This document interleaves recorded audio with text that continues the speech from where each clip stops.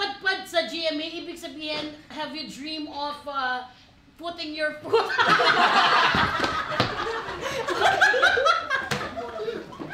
Ba't ka nakapasok kasi? Alex, ikaw wala mong tanong eh. Na makaapak ka Pero sa kailangan, madali na makaapak dito, may valid ID ka lang.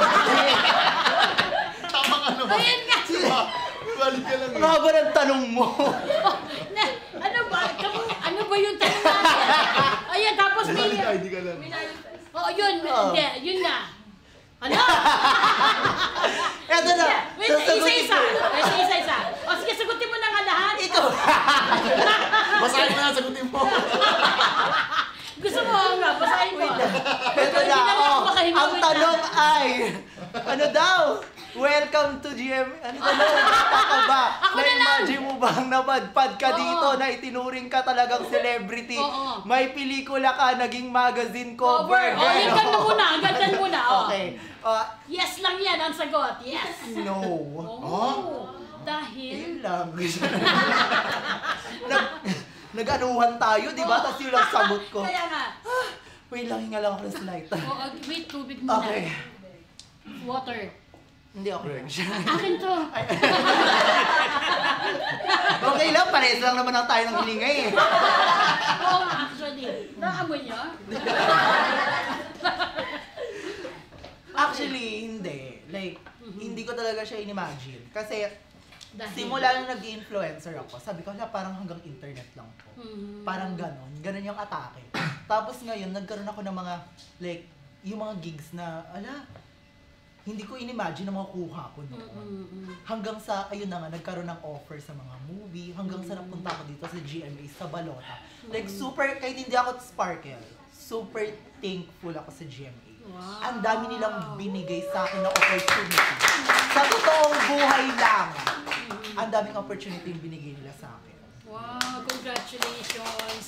Ang Nakasagot din ako ng tanong mo, my God! Diyos ko, pero may nabuo din. Pero ano, at being cover girl, ito ba, minanifest mo, talagang pinag-pray mo? Pinag-pray mo? Pinag-pray ko, oo. Like, sabi ko, parang, ang tawag dito, malaking, like, yung hindi bibigay sa akin, hindi ibig sabihin nun, nun, hindi para sa akin. Tapos sabi ko, parang say, okay lang, kahit ano na ibigay niya sa akin, sa career ko, ganyan. Hindi, pero before ka naging influencer, who are you? Ay dati, baklang tambay lang ako, baklang kanal lang ako. Oh, pero nag-aaral ka. Nag-aaral ako, graduate ako, tapos noon, nag-pandemic. Graduate ka ng? Mass communication. Wow! Hello dyan, Hello dyan sa mga alumni, ay mga kabatchmate ko sa FEU, ayan, hello. Wow, we are neighbors. Senior ako. Correct. Okay, So, pagkatapos nun, nagka-pandemic, so ang hirap maghanap ng trabaho, di ba? Tapos sabi ko, why not? Kasi sa pandemic, parang ang dami mong pinupush na na pangarap mo, di ba? Yung iba naging chef, yung iba naging influencer. Sabi ko, ipupush ko yung bet ko. Ang bet ko lang naman magpapansin. Parang gano'n yung atake. oh, pero nagpapapansin ka na nung nag-aaral ka. Papansin na ako noon pa lang. Like, sabi ko, papansin na ako. Parang sabi ko, hala, bet ko talaga yung may tumatawa sa akin, ganyan. May naaliw sa akin. Tapos, may nagsasabi sa akin, hala, ano mo pala, ang aliw mo pala, ganyan. Naaliw din ako doon. Parang happy ako. Hanggang sa yun na nga, nagamit ko na siya as a profession. Wow, at napagkakakitaan. Shit, pangalawang nabuo ko ng tanong. Oh my God! Palakbang naman kayo! Sa totoong buhay lang, ang hirap sagutin ng mga tanong ni Mama. Ako?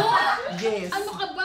Hindi dahil mahirap, kundi matatawa ka talaga, my God.